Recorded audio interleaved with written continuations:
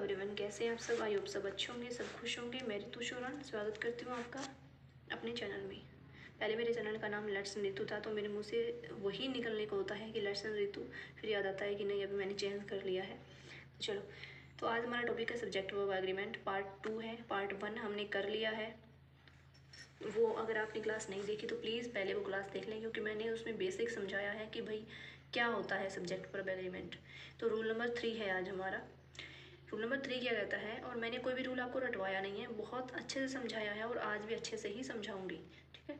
यदि दो सब्जेक्ट को, ध्यान से सुनना, यदि दो सब्जेक्ट बोला है इसने। सब्जेक्ट क्या होता है मैंने आपको कल बताया था। दो सब्जेक्ट को as well as, with, along with, together with and not, in addition to, but, besides, except, rather than, like, unlike, nothing but, मतलब कोई भी दो सब्जेक्ट है उनको इन जो मैंने आपको वर्ड्स बताए हैं इनसे अगर जोड़ा जाए तो वर्ब पहले सब्जेक्ट के अकॉर्डिंग आएगी। यानी कि कोई भी दो सब्जेक्ट, कोई भी हो सकते हैं, जैसे राम एंड श्याम हो सकते हैं, कोई भी हो सकता है ना, जैसे राम एंड हिज फ्रेंड्स, ये भी हो सकता है। मतलब कोई भी दो सब्जेक्ट हो सकते हैं। सब्जेक्ट का मैंने आपको बहुत अच्छे से बता दिया था कल कि कैसे सब्जेक्ट यूज़ होते हैं। तो कोई भी दो सब्जेक्ट अगर इनसे जुड़े हों तो वर्ब जो है वो पहले सब्जेक्ट के अकॉर्डिंग यूज़ होगी। पहला सब्जेक्ट अगर सिंगुलर है तो उसके हिसाब से वर्ब आएगी। अगर पहला सब्जेक्ट प्लूरल है, यानी कि ज़्यादा है, ज़्यादा का बोध हो रहा है, तो प्लूरल वर्ब आ जाएगी, ठीक है। जैसे ये आपका एग्जाम्पल देखिए, Ram as well as his parents is coming. तो राम एज वेल एज से जुड़ गया। हमने कंडीशन क्या बताई थी कि एज वेल एज से अगर जुड़ा है कोई भी दो सब्जेक्ट तो हिज पेरेंट्स और राम दो सब्जेक्ट हो गए। दोनों जुड़े किससे हैं? एज वेल एज से। सिंगुलर सब्जेक्ट है ये। तो मैंने क्या बताया था कि अगर दो सब्जेक्ट एज वेल एज से जुड़े हैं तो वर्ब जो है वो पहले सब्जेक्ट के अकॉर्डिंग आएगी। तो पहला सब्जेक्ट यहाँ पे राम है, और राम जो है वो सिंगल है, मतलब एक ही है, प्लूरल नहीं है। अगर सिंगुलर है तो यहाँ पे वर्ब क्या आएगी? वर्ब भी तो सिंगुलर ही आएगी। यानी कि इसको नहीं देखना कि भाई ऐसा आ गया तो यहाँ ज़्यादा मेंबर हो गए तो आर लिख दे, नहीं। अगर एज वेल एज से जुड़ा है तो आपने फर्स्ट सब्जेक्ट के अकॉर्डिंग वर्ब यूज़ करनी है। तो यहाँ राम सिर्फ एक ही है, इसके पीछे है क्या है? नो मैटर, ठीक है। तो इज आएगा, सिंगुलर वर्ब आएगी। आगे देखिए, my father unlike my uncles is very strict. My father unlike, unlike word आ गया ना, मैंने बताया था आपको, like, unlike, more, rather than, except, besides, but. अगर इनसे दो सब्जेक्ट जुड़े हों तो इसमें अनलाइक आ गया। तो इससे जो पहले वाला फादर, इससे जो पहले वाला फादर जो है वो सिंगल है, सिंगुलर है, सिंगुलर नाउन है, तो पहले वाले के अकॉर्डिंग वर्ब आएगी। अंकल्स, एस अंकल्स, चाहे कितने मर्जी अंकल्स हो, कोई फ़र्क नहीं पड़ता, पापा है तो पापा है, ठीक है। खैर हंसने की बात है। अनलाइक अगर आ गया है तो यहाँ फर्स्ट इसके अकॉर्डिंग ही यहाँ पे वर्ब लगेगी, ठीक है। तो इज आएगा क्योंकि फादर एक ही है। नेक्स्ट है ये स्ट्रिक्ट की स्पेलिंग सी आएगा इधर, ठीक है।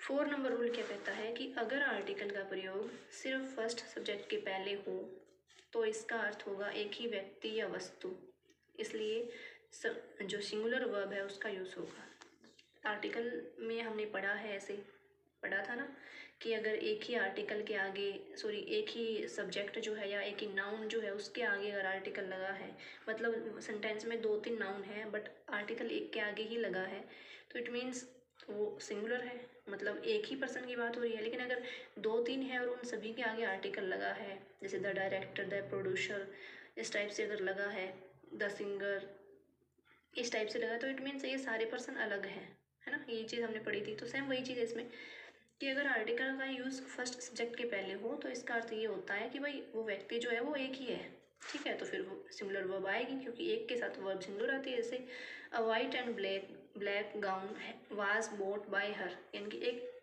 अ white and black, a white जो ये जो है आर्टिकल है, आपको पता है इस ये तो ये जो आपके कलर के नेम है, यानी कि जो नाउन है, आप मान लो सब्जेक्ट है, इनसे पहले सिर्फ एक से ही पहले ही जो ए लगा है, तो इसका मतलब ये एक ही चीज़ है, वाइट एंड ब्लैक, यानी कि गाउन का कलर जो है वाइट भी था और ब्लैक भी था। लेकिन अगर यहाँ भी ये लगा होता ना वाइट एंड ब्लैक, तो यहाँ पे वर आता, वाज नहीं आता, वर आता। बट यहाँ पे सिर्फ एक के आगे लगा, इट मीन्स बात एक की हो रही है, इसने यही बोला है हमें एक की बात हो रही है, तो यहाँ हम वाज लगाएंगे, ठीक है। और अगर यहाँ इसके आगे भी ए लिखा होता तो यहाँ दो, इसका मतलब दो माने जाते कि एक उसने गाउन खरीदा है वाइट और एक खरीदा है ब्लैक, ठीक है। आगे एक चीज़ और है, वही चीज़ जो मैंने अभी बताई थी आपको कि अगर आर्टिकल का प्रयोग दोनों या सभी सब्जेक्ट से पहले हो तो प्लूरल वर्ब आएगी। सिंपल सी बात है, the director and the producer, तो इट मीन्स ये दो अलग अलग व्यक्ति हैं, तो दो हो गई, तो यहाँ हैव आएगा, यानी कि प्लूरल वर्ब आएगी। और यहाँ अगर इसके आगे मान लो द ना होता, द डायरेक्टर एंड प्रोड्यूसर होता, तो यहाँ हैज़ आ जाता, ठीक है। बट यहाँ पे द लगा हुआ है, तो इट मीन्स ये दो पर्सन है, तो यहाँ हैव आ गया, यानी कि आपकी प्लूरल वर्ब आ गई, ठीक है। रूल नंबर 5, यदि दो सब्जेक्ट को नाइदर नोर, एक ही में है ये दोनों चीज़ें, यानी कि नाइदर लगा लिखा होगा, बीच में कुछ लिखा होगा आपका, फिर नोर आएगा, आइदर और, नॉट ओनली बट आल्सो, यानी कि एक ही चीज़ है, एक ही सेंटेंस में मिलेगी आपको। अगर कोई भी सब्जेक्ट है उसको इनसे जोड़ा जाए तो वर्ब जो है वो पास वाले, यानी कि उसके बिल्कुल पास में, उसके बिल्कुल नज़दीक में जो सब्जेक्ट है ना उसके अकॉर्डिंग आएगी। देखो कैसे, एग्जाम्पल से चीज़ें समझ में आती है। नाइदर ऋतु, मैंने अपना ही नाम लिख दिया भाई, नाइदर ऋतु नोर, देखो नोर और नाइदर, यहाँ ये था ना नाइदर और नोर, अगर कोई सब्जेक्ट इनसे जुड़ा है तो वर्ब किसके अकॉर्डिंग आएगी, पास वाले के अकॉर्डिंग आएगी। तो इसके पास कौन है, नीतू, दो सब्जेक्ट थे, ऋतु नीतू, नाइदर नोर है, तो वर्ब जो किसके अकॉर्डिंग आई, पास वाले, कौन से पास वाले, जो वर्ब के पास लग रहा है, इसके पास नहीं लगाना हमें, वर्ब के पास लग रहा है। तो यहाँ नीतू जो है सिंगुलर सब्जेक्ट है, सिंगुलर सब्जेक्ट है, सिंगल के लिए वर्ब जो है वो क्या आएगी, सिंगल आएगी, यानी कि हैज आ जाएगा, ठीक है।